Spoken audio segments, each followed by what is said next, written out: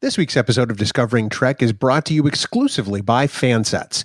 Check out their brand new line of Star Trek Discovery pins, including Lieutenant Saru and Takuvma. Plus, brand new Discovery pins are coming soon. Discover a whole new universe of pin collectibles with FanSets online at fansets.com. New ships, new crews, new aliens. And hey, a brand new podcast from Trek Geeks to talk about it every week. Star Trek Discovery premieres soon, and we're here to talk about it. I'm Dan Davidson, your host, and we are Discovering Trek.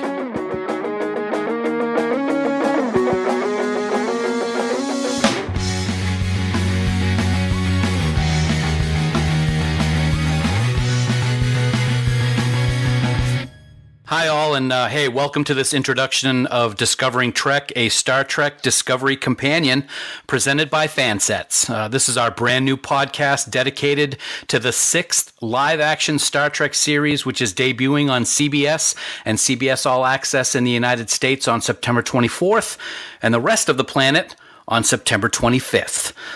So why do we call it a Star Trek Discovery Companion? Well, this podcast will examine each week's episode of Discovery, and we're going to look at the story and characters, but also we're going to look to see what we might discover about humanity and maybe even ourselves in the process. We want this to be the definitive look at Star Trek Discovery, and we can't wait to bring it to you. My name is Dan Davidson, and hey, I am so excited to be here, and joining me every week will be my illustrious co-host and good friend and brother, Bill Smith. Bill, we're here. It's hard to believe we're here. Thanks so much, Dan. And it seems like we've waited for this moment for so long, and it will be here in just a few short weeks. I can't believe it. It's just around the corner. It seems like forever ago that we actually had the announcement. We had STLV with just a little bit of a teaser, and people were saying, "Oh my gosh, is that what the ship's going to look like?" And we go fast forward a year. Here we are. We're ready to go. We've got lots to talk about every week, and we've got lots of ways that people can get in touch with us to see or to say what they think about every week's episode. So let's open up those hailing frequencies, Bill, and tell everybody how they can get in touch with us. We can certainly do that, Dan. Of course, we want everyone to follow us on Twitter at Discovering Trek. And on Facebook, you can find us at facebook.com/Discovering Trek. There you can join in on the discussion and even leave us comments, questions, or even suggestions. You can also send us a voicemail at speakpipe.com/TrekGeeks. Please remember to tell us your name and where you're from. And also do remember that any comments you may leave us may be used in an upcoming episode of Discovering Trek. Dan. Yeah, we're looking forward to hearing from a lot of people about what they think every single week, because there's a lot to go. There's a lot that's going to be happening over the course of the next 15 episodes. We have 15 episodes of Discovery. The newest Star Trek is about to hit the airwaves, and we are very, very excited. I can't wait. You know, it seems like forever ago since they sent out the initial release saying that, hey, there's going to be a new Star Trek series. And I think you and I went into full-on fanboy geek mode at that point, and we haven't let up since. And I'm excited to see what they've got for us. So, you know, everybody who's listening obviously has been waiting just as long as we have. We only have a couple of weeks left to go. But you know, Bill, let's talk about Discovery itself for a few minutes. I mean, what is this going to be? What are we expecting with this brand new series? You know, we were in Vegas just a few weeks ago, and we had the honor of sitting in the audience when some of the cast members came on stage to open the convention pretty much, and also talk about their experiences during the first few months of shooting. And it was really amazing to hear some of the things that those cast members had to say. Without a doubt. I think one of the things that stuck with me immediately was the Klingon presence. You know, at San Diego Comic-Con, we saw a lot of the Starfleet crew. And at STLV, we saw a couple of, you know, our main Klingons. And it's impressed upon me that the Klingons are going to be back and bigger than ever. We know that this takes place during some sort of war between the Federation and the Klingons. Exactly what's involved or in the scope of that war, we don't really know yet. But that's going to reveal itself in Discovery Season 1. Plus, some eagle-eyed people looking through the Discovery exhibit at both San Diego Comic-Con and Star Trek Las Vegas may have gotten some clues as to what this series is about.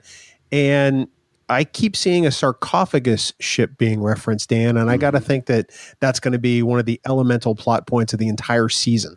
Yeah, I think so as well. And some of the trailers, which we'll get to in just a minute, there's been some really cool imagery of looks like a body being raised up, and the Klingons doing the Klingon death howl that we became familiar with during the Next Generation. So definitely some kind of death ritual is going on. Is it an ancient sarcophagus ship? What's the deal with it? What's the deal with the uniforms and the look of the Klingons? And the thing that I'm very impressed and interested in is everyone who was on stage, whether it was cast members or writers, seemed to indicate that they would be explaining all of this to us, which I think is good, because when everything started coming out several months ago, there were a lot of people online that were saying, oh, here we go, another look for the Klingons, and we're never going to know what this is all about. I think that they're going to put that to rest, and I think they're going to do so fairly quickly in the series based on what we heard out in Las Vegas. Well, I think one of the things that Star Trek has always displayed to us was that, the aliens we encounter are mostly monocultures.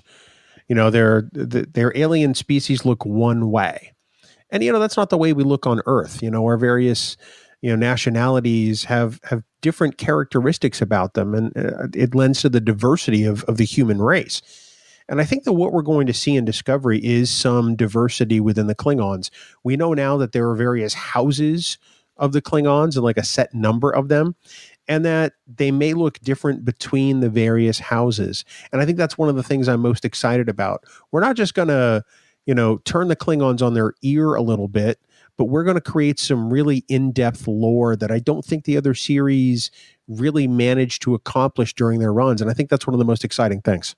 I think so too. One of the things I liked most about that discussion is Mary Chieffo was on stage, and she was gracious, and she is so excited to be part of the Star Trek community now. She actually mentioned to us in this panel that we sat in that she's of two houses. So that should be kind of interesting to get the lowdown on that, when it comes out in a couple of weeks. I agree. And I think one of the other big takeaways from that panel was that Kenneth Mitchell, who plays Cole, also happens to be of the House of Core. And you and I both perked up when we heard that, because we're both big, Core fans. And we can't wait to see how that works itself out and how that comes to light. It was really great when we heard that, because we were both wondering if he was supposed to say that or if that was kind of a secret that he kind of just let slip. Is it the Core? Well, I guess we'll find out. One of the things I found also very interesting was they showed a picture for the first time of Cole, and some very, as you mentioned a few minutes ago, eagle-eyed people noticed that in that picture, he's actually wearing a Starfleet Delta. I was really stunned by that. I can't wait to find out the reasoning why, or if that's really what it is, honestly. I mean, maybe he took it as a spoil of war, for all we know. We've certainly seen people do that. Some of the Cardassians took the Ketracel White tubes from the Jem'Hadar back on Deep Space Nine, while some of the Klingons took Cardassian neck bones and made necklaces out of them. So I guess we'll find out. But we've been talking about what we saw in Vegas, but since Vegas, well, actually before Vegas, during Vegas, and after Vegas, we have been getting some just downright amazing glimpses of this show in the form of long trailers and 10-second clips that they have been putting out, and they are nothing short of amazing. I think back to, 30 years ago and 25 years ago and 20 years ago or so when the various other series premiered, or even, 15, 17 years ago when Enterprise came out. And although we got previews, we got nothing like the sort of borderline theatrical trailer that we got for Discovery. And I think it's because the methods of storytelling have changed significantly on television. And you can thank shows like Game of Thrones and Breaking Bad and even some of the HBO series like Oz, from 15 or 16 years ago. The style of storytelling has changed so much that it's kind of it's kind of made a marketing campaign change for a television series too. And what we're getting is epic. What we're getting is emotional, and what we're getting is just is incredible stuff that really sort of whets the appetite for the viewer. And with every release, I don't know about you, but I get more and more amped to see episode 1. I'm right there with you. And you said it perfectly. It's whetting the appetite, because a lot of these splash trailers, as I've been calling them, that have come out over the last few weeks, they're maybe 10 seconds in length, maybe 15. They're very short, and they do very quick splashes of an image, and it just changes over and over again. They've done it with some of the equipment. They've done it with the uniforms. The level of detail in the production, I've said it before over on Trek Geeks, it's amazing how they've done and put so much work into just these little bits of information that they're throwing at us. The special effects, the music, the lighting, everything is cinematic quality, like you said a second ago. And if this is any indication at all of what we can expect when episode 1 hits on September 24th here in the United States, we are going to be in for a treat and one hell of a roller coaster ride for the next 15 weeks. Well, you think about it, the purpose of a trailer is to do what? It's to sell your product. And they are doing a great job selling this product to non-Star Trek fans. And that's really the key here. I mean, although we love to see the trailers and we love to see the previews as fans, they're not just looking to grab us. They're looking to grab anybody who watches television. And I think that they're doing that successfully. And I think the campaign they've strung together is really exciting. And I can't wait to see how many people come into the tent through Discovery, because that's always the interesting thing, right? Yeah, absolutely. One thing our good friend Heather always says is that one of these treks is always someone's first trek. And this episode or this series is going to be no different. There's going to be a lot of people coming into the family because of Discovery. And what they've given us so far before the show even airs, I think is a testament to what we can expect. Now, you mentioned it just a second ago. They're doing what they need to do to bring in these new people. So let's talk about that for just a second. One of the things I've noticed, especially this week, is there's been a lot of pictures on social media about billboards and entire rooftops of these huge buildings with advertisements for Discovery. That's something that I did not expect to happen for Discovery, to be honest, being a streaming service on CBS All Access. But they're pulling out all the stops, and some of these billboards are really pretty cool. Yeah, there are some that are the entire sides of buildings. In Los Angeles, we saw pictures from both Ken Mitchell's and Mary Chifo's Twitter accounts. They're out and about, and hey, there's a building with Discovery on the side. It's pretty amazing stuff. It shows the investment by the network, and it shows that that they want this to succeed. I think one of the most encouraging things about this marketing campaign has been how they've been saturating social media, the special releases of smaller ads they've been doing at 10:31 or 12:27 based on the registry numbers of the starships involved. Just really small things. And then you get the trailers, which I guess are showing in movie theaters in some towns, as part of the pre-show stuff. They're really going after as wide an audience as they can. And this being the first Star Trek series, in the social media era, I think they're doing a lot of the right things right, especially the cast. I mean, the cast is all over social media. Oh, it's really amazing. That's what I was going to bring up is Enterprise was about 12 years ago, I think. And none of this was around. Twitter was, I don't even know if it was around. If so, it was just in its infancy, and Facebook and all the other aspects of social media. The cast has really dove into social media to help get the word out. And we got to give special props, as we have done in the past, to Anthony Rapp. His social media Twitter feed in regards to Discovery is some of the best reading I see anywhere on a daily basis. He really knows how to do this. He's awesome at it, as is the entire cast. But he's really had some special tweets over the past few weeks and couple of months. He really has. We talk about a lot on Trek Geeks about the spirit of Star Trek and, how people get it at times. And Anthony Rapp is really one of those people who truly understands what Star Trek is. I mean, yeah, it's a TV show. It's something we all enjoy. But, as we all know, there's an underlying message there. And I think it's one that Anthony has embraced and looked to to put forth himself. It says a lot about him. I look at some of the other cast members like Chris Obie, who plays Takuvma, and Mary Chieffo, who plays Laurel, and even Ken Mitchell, who plays Cole, all the Klingons. Mm-hmm. They've been incredibly active on social media. So is Jason Isaacs. It seems like they're all doing their part in an unprompted way to help make this a success. Because there's a lot of tweets that, just can't be, run through CBS marketing. Absolutely. But it's heartwarming to see that, Star Trek can blanket social media just like every other show and be successful. I think it's pretty awesome. It's always awesome when you see something of Star Trek is actually trending on Twitter. That really warms my heart, and I hope it happens a lot more. So we've talked about all these things. It's going to be hitting in just a few weeks' time as we record episode 0 here. So we're bringing this companion show on, and this is going to be about what we hope to discover with Star Trek Discovery.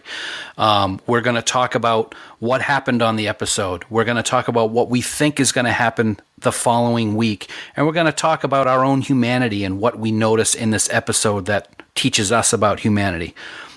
What are your hopes for this show, Bill? Well, I'd have to say that in Discovery, I hope for, the very heart of Star Trek.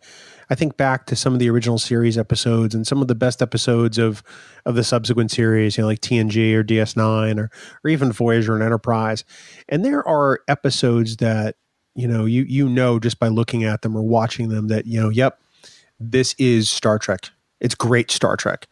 And what I hope from this series, since it is a different type of storytelling, is that we get a consistent season-long arc that helps us realize that Star Trek is alive and well in this, second 50 years that it's in.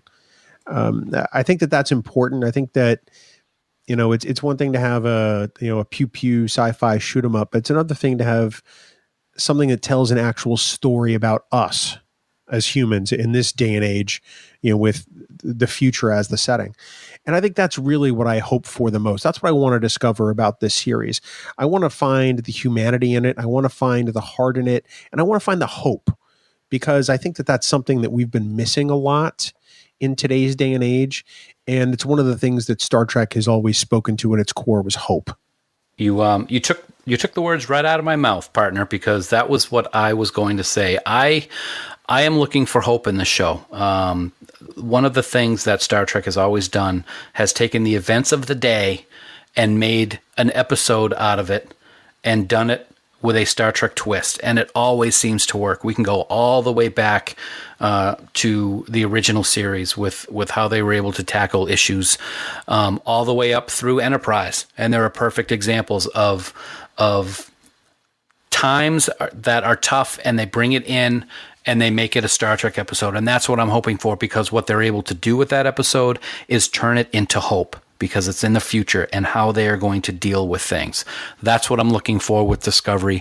And I want to discover things about myself and about our fellow man every week as we watch the show and dissect it from a week-to-week basis.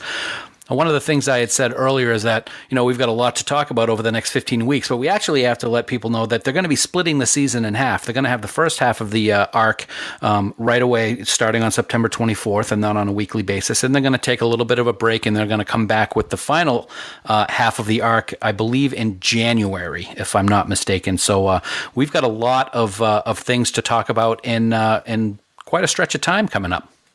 Well, the other thing I hope about this series has to do with you, and that you're going to the premiere in Los Angeles. And I hope that you don't say a word about what happens in that first episode, because I'm not going to see it for 5 days after that. You let the cat right out of the bag, friend. Yes, I'm very, very excited. I will be flying out to LA. It's going to be a long 24 to 48 hours, because I'm flying out the morning of the premiere, going to the premiere, and then coming back the next morning to the East Coast. But you know what? It is going to be worth it, because it is going to be very, very exciting. I'm very honored and humbled to be able to join all the people out there for this premiere. And don't worry, I won't say a word to you, man. I will let you wait until the 24th.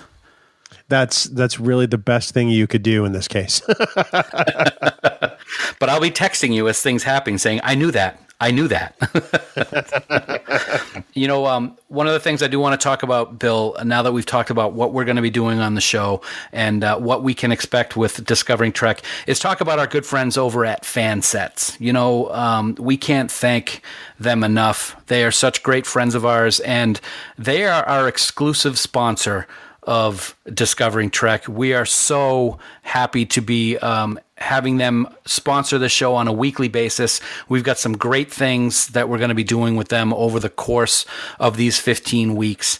They are an incredible group of people. They have an amazing product. Just go check them out at fansets.com and see all the different things that they have available. And I know that you've gotten quite a few pins over the course of the last few months also, man. When we were at Star Trek Las Vegas, I went all in on all of the Discovery pins they had available. They had Captain Georgiou, they had Lieutenant Saru, they had Takuvma, they had the Discovery logo pin, and they had the USS Shenzhou right there on site. And those are all in the wall in my cubicle at work. And I look at them every day and I'm like, Discovery's coming soon. The pins, as with all of their other stuff, are simply just amazing. The quality is incredible. The artwork is fantastic. And they're going to be bringing more and more Discovery pins as the season progresses, which is even more exciting. So they're going all in on it too. And they're going to have some special stuff just for Discovering Trek listeners, I hear, Dan. I think that's pretty awesome, and we can't wait to share with you exactly what we are going to have for listeners of the show. It's going to be an interesting ride, and we are going to be riding with a great group of people, Lou and John and everybody associated with FanSets. We're looking forward to it. Their product, like you just said, is amazing. And it's not just Star Trek. They've got all kinds of stuff that they have. Whatever genre you like, chances are that they have it. They've got Marvel and DC and I've seen Alien pins and Harry Potter pins and, yes, even Firefly pins. So check them out. We love them. They're FanSets on Twitter and Facebook. And, of course, fansets.com is their website. And they're a great group of people. We truly can't thank them enough for partnering with us and Discovering Trek all season long. And I can't wait to see what they have for all of us as part of Discovering Trek. It's going to be pretty exciting. Can't wait.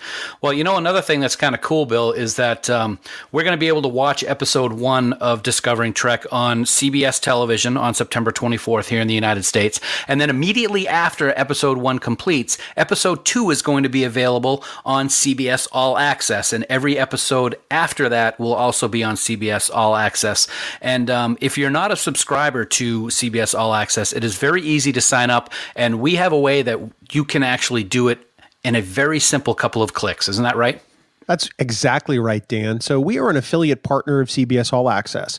So that means if you subscribe to All Access through us, you help support the podcast. It's that simple. We've set up a special URL that's easy to remember so that you can go sign up for CBS All Access and be able to watch Discovering Trek.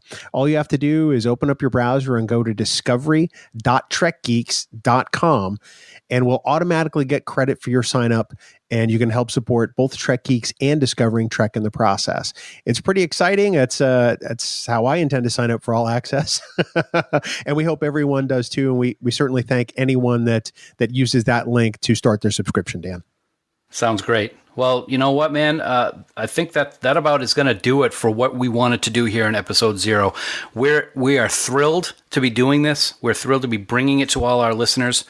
Episode 1 is coming up in just a couple of weeks, and we will be right there to bring it all to you. But before we go, Bill, I think there are a couple of ways, again, that people can get in touch with us by social media. Isn't that correct?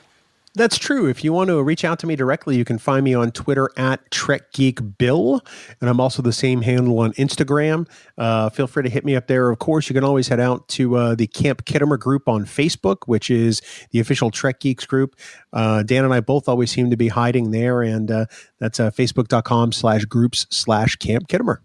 Excellent. And for those of you that might want to reach out to me individually, I am on Twitter at TrekGeekDan. It's very similar to Bill's, except mine is with Dan, of course. And you also can check us out on Facebook. We have our Discovering Trek page there as well. And we hope that you will come often and come early, and also join us over in Camp Kittimer, like Bill mentioned. It's a lot of fun over there. We look forward to a fun-filled year of Season 1 Star Trek Discovery. We can't wait.